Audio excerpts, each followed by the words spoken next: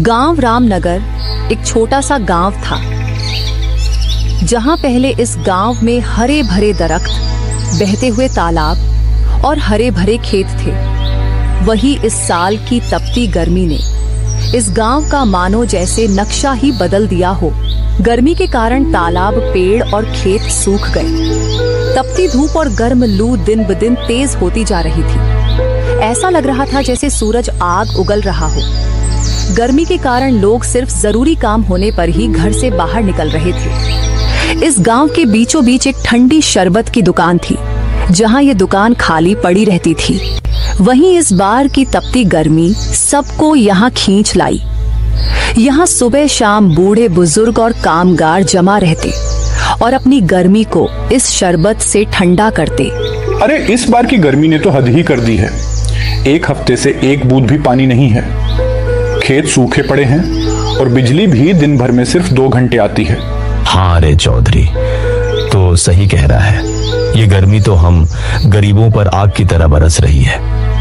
आज तो लक्ष्मण का छोटा बेटा स्कूल से लौटते वक्त रास्ते में गिरकर बेहोश हो गया, गर्मी के कारण। गर्मी तो जैसे जान लेकर ही मानेगी। न पानी न हवा, सिर्फ सूरज का जलवा ही हर जगह दिखाई देता है। गांव में ऐसे हालात कभी नहीं देखे। पिछले साल भी गर्मी थी, लेकिन इस बार तो सब सीमा पार हो गई। ऐसा लगता है जैसे धरती ने सांस लेना छोड़ दिया हो। हाँ रे, इस साल की गर्मी ने गरीब की कमर ही तोड़ दी। अब सिर्फ सूखी मिट्टी और प्यास की चीखें सुनाई देती हैं। गर्मी ने सब कुछ सुखा दिया है, जमीन, जीवन और लोगों की उम्मीदें। हर सांस गर्मी से भारी लग रही है और हर आंख पानी के लिए तरस रही है। अरे चाचा, या ठंडा ठंडा शरबत पियो और अपने गुस्से और गर्मी को ठंडा करो। अरे हाँ रे राजू, शरबत पिला, शायद गुस्सा इसी से ठंडा हो। ए राजू, मेरे लिए 3 गिलास बना।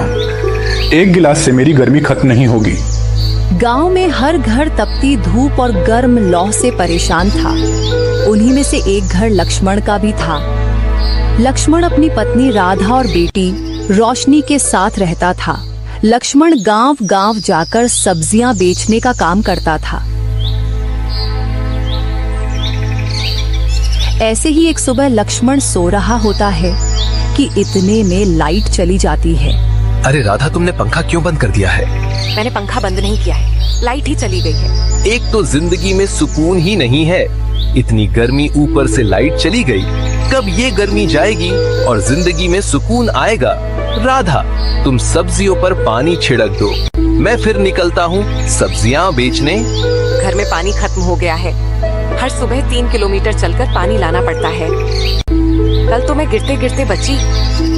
सिर्फ एक ही मटका है घर में। अगर 2-3 मटके होते तो ज्यादा पानी उठाकर ले आती। कब तक चलेगा ये सब लक्ष्मण? मैं क्या करूँ राधा, गांव में सभी परेशान हैं। पानी के कारण, गर्मी की वजह से सारे तालाब सूख चुके हैं इस गांव के। पापा, मुझे प्यास लग रही है। अरे सुनो, बिल्कुल भी पानी नहीं है, आप ले आओ ना। ठीक है, मैं पानी लेकर आता हूँ। लक्ष्मण मटका लेकर पानी की तलाश में निकल जाता है। इतनी तपती धूप में वो इधर उधर पानी तलाश करता है, लेकिन पानी कहीं नहीं मिलता। लक्ष्मण पसीने में सराबोर हो जाता है और थक कर एक पेड़ के नीचे बैठ जाता है। इतनी गर्मी हो रही है, कुछ देर बैठ जाता हूँ, फिर पानी ढूंढूंगा। इतने में वहाँ से एक आदमी पानी लेकर गुजर रहा होता है। लक्ष्मण की नजर उस पर पड़ती है और वो कहता है, भाई तुमने ये पानी कहाँ से लिया है? गांव के बाहर 4 किलोमीटर दूर एक और गांव है, वहाँ से लिया है। जैसे ही लक्ष्मण यह सुनता है, वो तुरंत खड़ा हो जाता है और पानी लेने निकल पड़ता है। जैसे ही वो तालाब के पास पहुँचता है, तो क्या देखता है कि उस तालाब के पास लोगों की भीड़ लगी है और वहाँ लोग पानी पैसे देकर खरीद रहे हैं। लक्ष्मण को गुस्सा आ जाता है और वो बोलता है, तुम लोग ये क्या कर रहे हो? तालाब का पानी पैसों में खरीद रहे हो? ये तो कुदरत का पानी है, इस पर तो सबका हक है, इसको सब इस्तेमाल कर सकते हैं। अरे भाई, हम यहाँ सालों से पानी खरीद कर ही इस्तेमाल कर रहे हैं। इस गांव और तालाब पर इस गांव के सरपंच का कब्जा है। इस आदमी की यह बातें सुनकर लक्ष्मण दंग रह जाता है और कहता है, आप लोग खामोशी से पानी खरीद रहे हैं बिना कुछ बोले। इसी बात का सरपंच फायदा उठा रहा है। इस गांव में किसी की हिम्मत नहीं है जो सरपंच के आगे कुछ बोले, और अगर कोई हिम्मत करता है तो सरपंच उसे मार पीट कर गांव से निकाल देता है। मैं किस चक्र में फंस गया हूँ? मैं यह कैसे भूल गया कि मैं किसी और के गांव में खड़ा हूँ? मैं तो पानी की तलाश में निकला था। अगर मैंने यहाँ कुछ भी बोला तो यह सरपंच मुझसे भी मारपीट करेगा।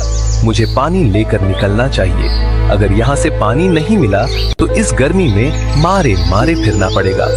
अरे तुम्हें नहीं लेना तो जाओ, हमें तो लेने दो। लक्ष्मण के पास पानी खरीदने के अलावा कोई और चारा नहीं था। वह पैसे देकर पानी खरीद कर घर लाता है। पानी संभाल कर इस्तेमाल करना बहुत महंगा है।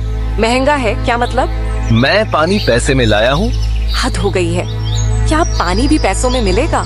क्या करे राधा, गर्मी के कारण पानी की बहुत कमी है और ये बड़े लोग इस चीज का फायदा उठा रहे हैं। तुम मुन्नी को पानी पिलाओ, मैं सब्जियां बेचने जा रहा हूँ।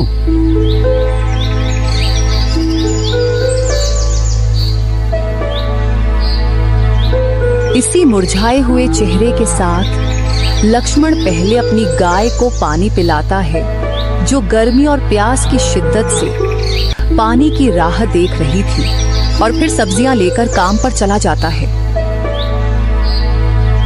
सब्जियां ले लो, ताजी ताजी सब्जियां ले लो। गर्मी के कारण लोग घर से निकल ही नहीं रहे थे। फिर काफी देर खड़े रहने के बाद एक औरत आती है।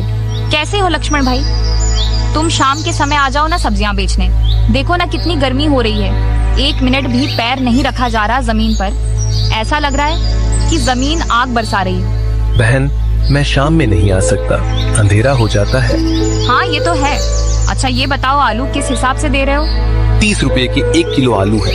क्या हो गया है लक्ष्मण भाई, इतने महंगे आलू? बहन, इतनी महंगाई हो गई है, अब तो पानी भी पैसों में मिल रहा है। सही कह रहे हो लक्ष्मण भाई, कभी नहीं सोचा था कि पानी भी अब पैसों में मिलेगा। कितना महंगा कर दिया है टैंकर। नहीं, मैं टैंकर की बात नहीं कर रहा। फिर किसकी बात कर रहे हैं? नहीं कुछ नहीं। यह कहकर लक्ष्मण अपना थैला लेकर चला जाता है। रास्ते में लक्ष्मण को शरबत की दुकान दिखाई देती है और वो वहां थक कर बैठ जाता है। लक्ष्मण इस सोच में डूबा हुआ होता है।